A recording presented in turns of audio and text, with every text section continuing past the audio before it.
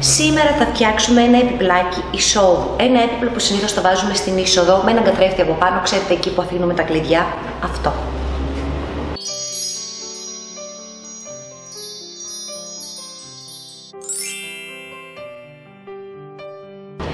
Γεια σας, γεια σας. Είμαι η Δέπη και καλώς ήρθατε στο κανάλι μου.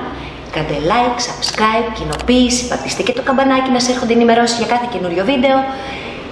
Δεν θα σας κουράσω, ένα πράγμα μόνο θέλω να σας πω.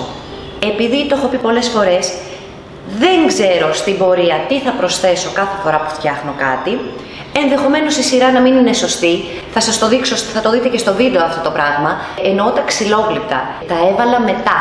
Στη συγκεκριμένη περίπτωση θα μπορούσα να τα είχα βάλει από πριν, να τα έχω βάψει. Τέλος πάντων θα μπορούσε να γίνει διαφορετικά η σειρά, όμως θέλω να πω ότι ό,τι και αν σας έρθει στην πορεία να κάνετε σε κάθε σας project, μπορείτε να το προσθέσετε στην πορεία χωρίς να ανησυχείτε. Α, θα το χαλάσω, α, δεν γίνεται τώρα, α, είναι πολύ αργά.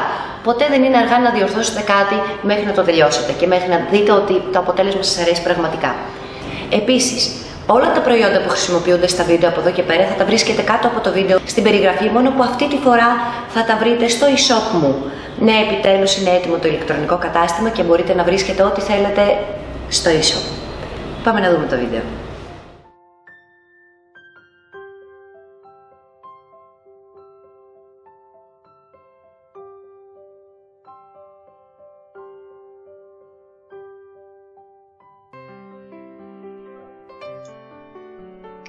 Πάμε λοιπόν να δούμε τι θα χρειαστούμε για σήμερα. Χρώματα κυμολίας, ένα στρογγυλό πινέλο για να βάψω, ριζόχαρτο, κόλλα για ντεκουπάζ. Ξεκινάω με τη Βιέννη. Πάντα μα πάντα όταν θέλουμε να κάνουμε ντεκουπάζ, η επιφάνειά μας από κάτω πρέπει να είναι ανοιχτόχρωμη. Γι' αυτό λοιπόν και εγώ θα βάψω το πάνω μέρος με τη Βιέννη, που είναι το λευκό μου χρώμα.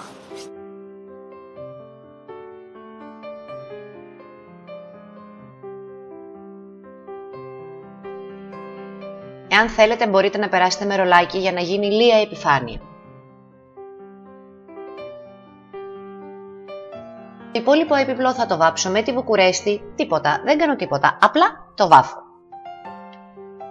Με βοηθάει πάρα πολύ το στρογγυλό πινέλο το συγκεκριμένο, το αγαπώ πάρα πολύ.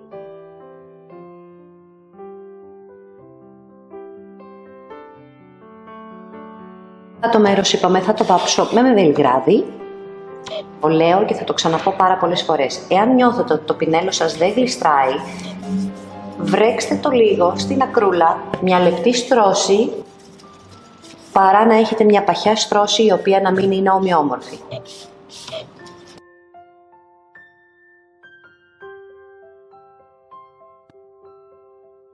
Πάμε λοιπόν να κάνουμε τον ντεκουπάζ. Πρώτα απ' όλα λοιπόν θα βρέξω το πινέλο μου για να κόψω γύρω γύρω το ριζόχαρτο.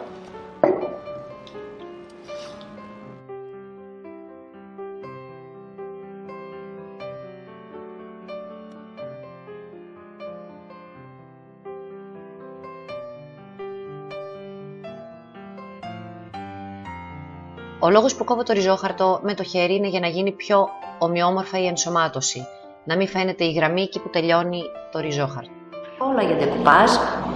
Σηκώνω το μισό ριζόχαρτο, εφαρμόζω την κόλλα μου πάνω στην επιφάνεια. Μου κάνετε πολλές φορές παράπονο ότι δεν σας κολλάει καλά το ριζόχαρτο. Θα σας πω τι συμβαίνει. Ή βάζετε πολύ λίγη κόλλα ή δεν έχετε βάλει καθόλου. Η ποσότητα που πρέπει να βάζετε δεν πρέπει να είναι ούτε πολύ παχιά η στρώση σας, ούτε πολύ λεπτή. Κολλάω το ριζόχαρτο. Σηκώνω από την άλλη μεριά. Εφαρμόζω και πάλι κόλλα από κάτω.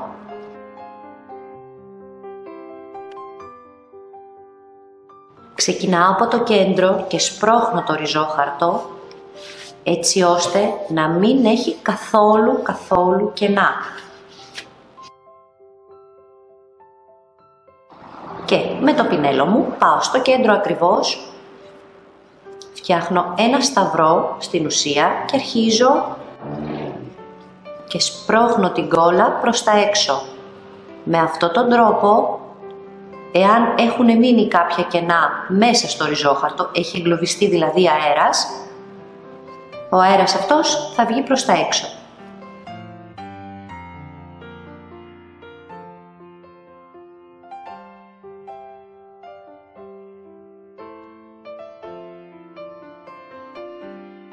Το αφήνουμε να στεγνώσει και τώρα με ένα γυαλόχαρτο κόβω τις άκρες που περισσεύουν. Η κίνηση που κάνω είναι από πάνω προς τα κάτω και όχι δεξιά-αριστερά, γιατί με αυτόν τον τρόπο αποφεύγω να τραυματίσω το ριζόχαρτο. Και δείτε πόσο εύκολα και γρήγορα και όμορφα πάνω απ' όλα κόβεται το ριζόχαρτο. Τώρα, για να γίνει πιο σωστή η ενσωμάτωση, θα τρίψω εδώ τις ακρούλες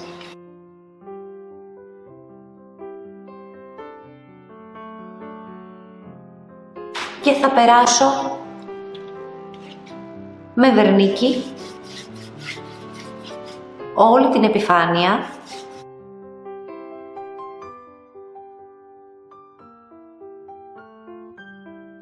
το αφήνω να στεγνώσει και πάμε τώρα να βάλουμε τα ξυλόγλυπτα. Όπως έχετε δει και σε προηγούμενα βίντεο, σπάνια ένα ξυλόγλυπτο να ταιριάζει απόλυτα στην επιφάνεια που θέλουμε να το κολλήσουμε. Άρα λοιπόν το ζεσταίνουμε, γίνεται ελαστικό και το προσαρμόζουμε ακριβώς στο σημείο που θέλουμε εμείς. Αυτό μπορείτε να το πετύχετε είτε με ένα πιστολάκι μαλλιών είτε με ένα θερμοπίστολο.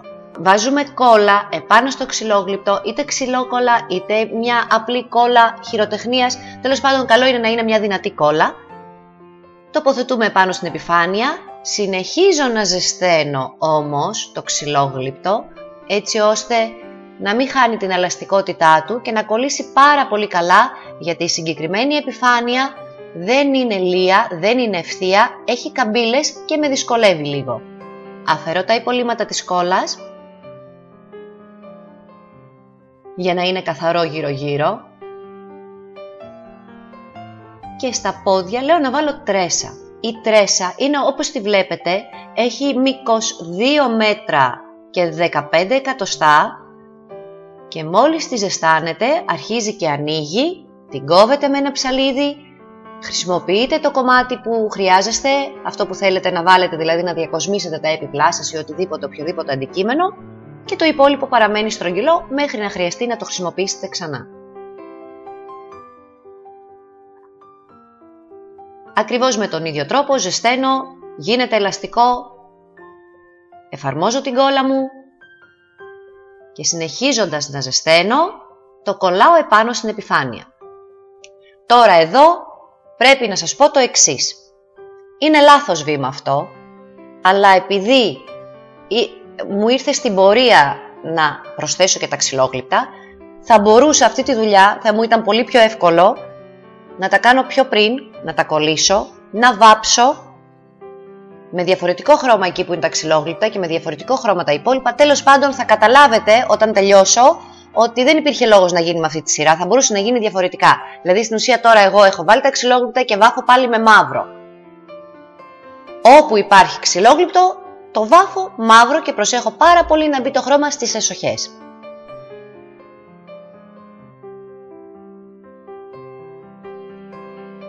Μέχρι να στεγνώσει, κάνω και ενσωμάτωση στο ριζόχαρτο. Θέλω δηλαδή να μην φαίνεται πού σταματάει το ριζόχαρτο, αν και είναι λίγο αδύνατον, θα το διακοσμήσω λίγο με στένσιλ και με διάφορα, για να μην φαίνεται. Εδώ χρησιμοποιώ ένα διαφορετικό τρόπο, το οποίο σε εισαγωγικά το έκλεψα από 2 φίλες μου, το χρησιμοποιεί και η Αρετή η Τόρη και η Αντιγόνη η Κονδύλη, το είδα, μου άρεσε και το υιοθέτησα. Αν θυμάστε, σε προηγούμενα βίντεο εγώ την ενσωμάτωση την κάνω μόνο με σταμπαδόρους, αλλά με ένα πινέλο γουρουνότριχα είναι πραγματικά πολύ πιο εύκολο. Δοκιμάστε το και δεν θα χάσετε.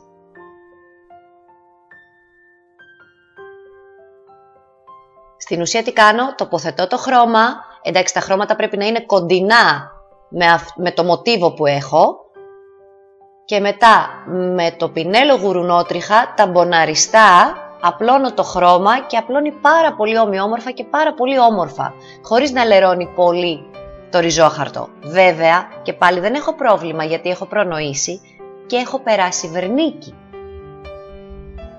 Οπότε και να λερωθεί δεν με πειράζει καθόλου, μπορώ να το σβήσω με ένα μωρομάντιλο χωρίς να χαλάσω καθόλου το ριζόχαρτό μου.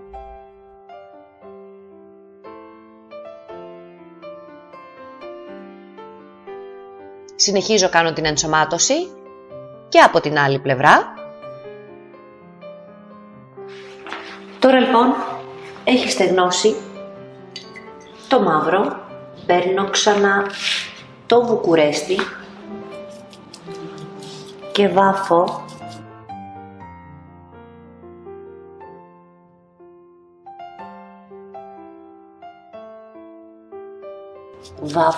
όμως επιμένω λίγο να φύγουνε το μαύρο χρώμα εδώ από τις άκρες, έτσι, αυτό εδώ θέλει να φύγει, να μην υπάρχει, όχι όμως αυτά που είναι πάρα πολύ κοντά στα σκαλίσματα. Για το λόγο αυτό αφαιρώ το μαύρο εδώ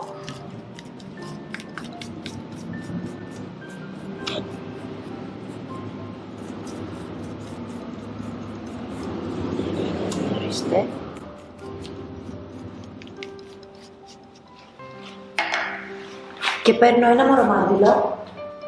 Στην ουσία θέλω να φαίνονται τα μαύρα, όμως δεν θέλω να φαίνεται πασαλιμένο. Άρα λοιπόν πρέπει να καθαρίσω αυτά που έχω βάψει. Γι' αυτό είπα στην αρχή ότι εάν ήξερα από την αρχή ότι θα έβαζα τα ξυλόγλυπτα, δεν θα το είχα κάνει με αυτή τη σειρά, θα το είχα κάνει τελείως διαφορετικά. Πάντα φυσικά μπορείτε να προσθέσετε και λίγο μαύρο εάν θέλετε, περισσότερο. Εγώ δεν θέλω. Αυτό που θέλω όταν στεγνώσει να το συνδυάσω και με το βελιγράδι. Πάμε και στα πλαϊνά. Με τον ίδιο τρόπο.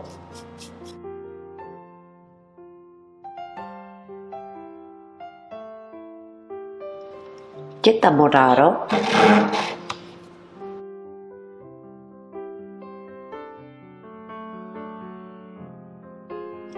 Όπου χρειαστεί εγώ θα το καθαρίσω περισσότερο. Αυτό που με νοιάζει είναι πάνω στα σκαλίσματα να μην φαίνεται πολύ ροζ.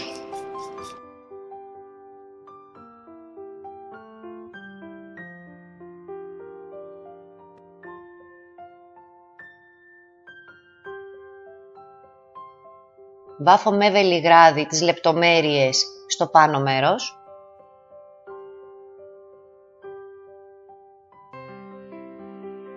Και περνάω με στεγνό πινέλο, βελιγράδι, επάνω στα σκαλίσματα μόνο.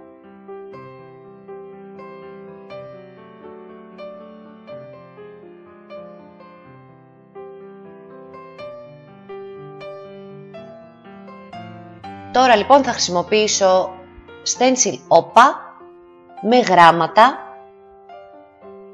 Θα χρησιμοποιήσω ακριλικό χρώμα.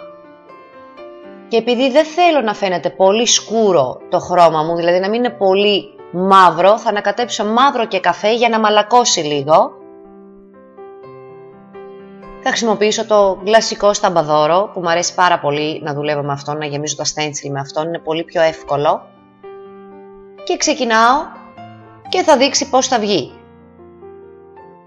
Αλλού θα κάνω τα γράμματα λίγο πιο έντονα, αλλού λίγο πιο αχνά. Αναλόγως πώς μου φαίνεται στο μάτι. Είναι αυτό που λέω κάθε φορά, καλό είναι να σηκώνετε συχνά το stencil για να βλέπετε τι έχετε κάνει και να προχωράτε αναλόγως το τι σας αρέσει ή αν σας αρέσει κατά το γούστο σας. Τώρα λοιπόν που τελείωσα με το stencil, αποφασίζω να κάνω κρακέλε 2 συστατικών. Περνάω το πρώτο συστατικό, πάντα μα πάντα μην ξεχνάτε το πινέλο σας να είναι στεγνό και καθαρό. Προς μία κατεύθυνση και ομοιόμορφη στρώση.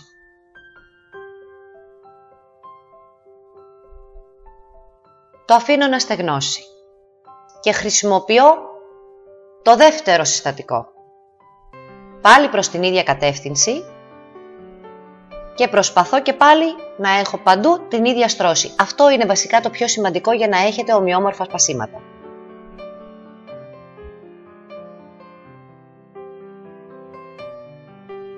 Αφήνω να στεγνώσει πάλι και τώρα που έχει στεγνώσει θα χρησιμοποιήσω πατίνα, τη El Greco, την Bronze. Με ένα πανάκι απλά παίρνω και πασαλίβω και περνάω την πατίνα και μπαίνει μέσα στα ραγίσματα και αρχίζουν και φαίνονται τα ραγίσματα και είναι πάρα πολύ ωραία, μακάρι να μπορούσατε να το δείτε από κοντά.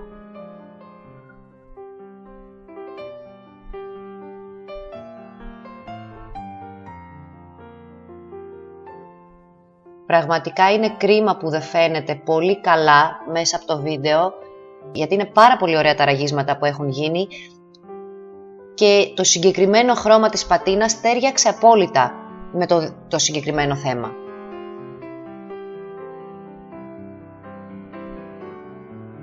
Τώρα λοιπόν που έχω τελειώσει με όλα αυτά, περνάω το βερνίκι, το οποίο είναι νεφτιού. Πρέπει να σας πω το εξής, όταν κάνετε κρακελέ 2 συστατικών, πρέπει πάντα να τελειώνετε με βερνίκι νεφτιού. Αφήνω να στεγνώσει και το υπόλοιπο έπιπλο το περνάω με το δικό μου βερνίκι, το υβριδικό, είναι νερού, εφαρμόζεται σε όλες τις επιφάνειες, οπότε εδώ δεν με νοιάζει τι θα κάνω, αλλά πάνω από το 2 συστατικών κρακελέ πρέπει να βάλετε νεφτιού. Αυτό ήταν το βιντεάκι για σήμερα. Όλα τα προϊόντα θα τα βρίσκετε κάτω από το βίντεο στην περιγραφή. Υπάρχει το ηλεκτρονικό κατάστημα πλέον. Θα τα βρίσκετε όπως πάντα αναλυτικά. Θα σας πηγαίνει το link απευθείας στο προϊόν που βλέπετε. Αυτά. Δεν ξέρω πότε θα ανεβάσω το επόμενο βίντεο. Θα ήθελα πάρα πολύ να είμαι συνεπής, όμως είναι πραγματικά πάρα πολύ δύσκολο να προλαβαίνω να κάνω όλα αυτά που σχετίζονται με το εργαστήρι και να ετοιμάζω και βίντεο, γιατί όπως ξέρετε τα βίντεο προσωπικά σε μένα τουλάχιστον μου παίρνουν πάρα πολλές μέρες να τα ετοιμάσω. Χρειάζομαι 4-5 μέρες για να ετοιμάσω ένα βίντεο, επομένως είναι αδύνατον να μπορώ να τα ανεβάζω με τη συχνότητα που το έκανα παλιότερα, όμως το παλεύω, το προσπαθώ. Γεια σας.